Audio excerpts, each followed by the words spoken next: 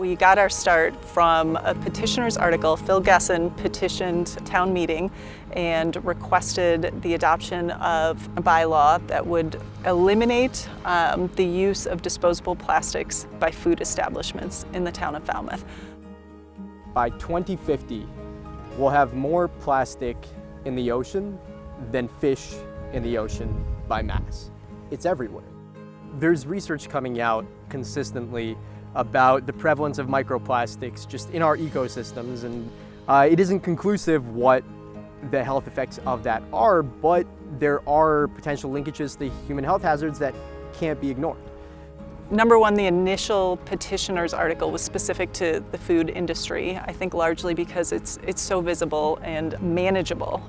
That article was not adopted as written, so town meeting, in lieu of passing that, directed the select board to appoint a committee made up of a number of different voices, including the original petitioner. There was a mission statement written for us that our objective was to reduce or eliminate the use of disposable plastics by food establishments.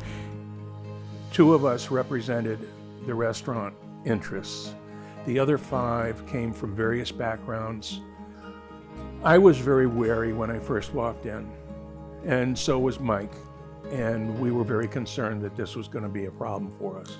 The first 3 or 4 meetings of the Plastic Reduction Committee, I was the voice of the anti-guy.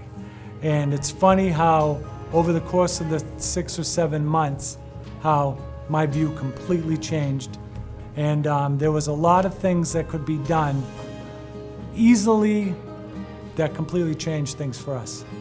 A lot of business owners didn't know of alternatives that exist out there, as well as they weren't aware of the magnitude of the issue.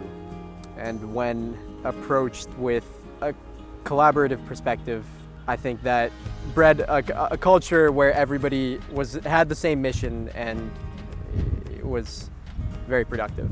We were able to talk to the other 5 about what we needed, if there were any suitable replacements.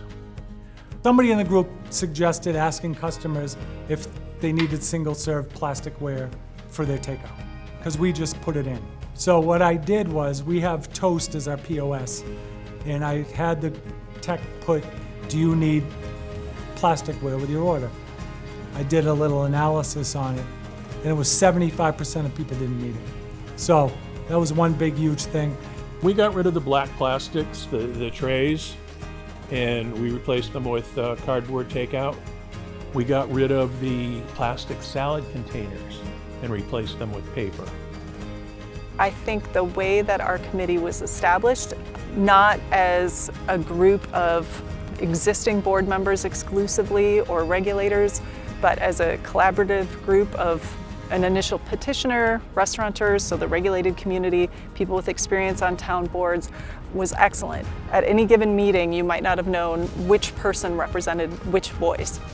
I compromised in places I wasn't comfortable with, and I know they compromised in places they weren't comfortable with.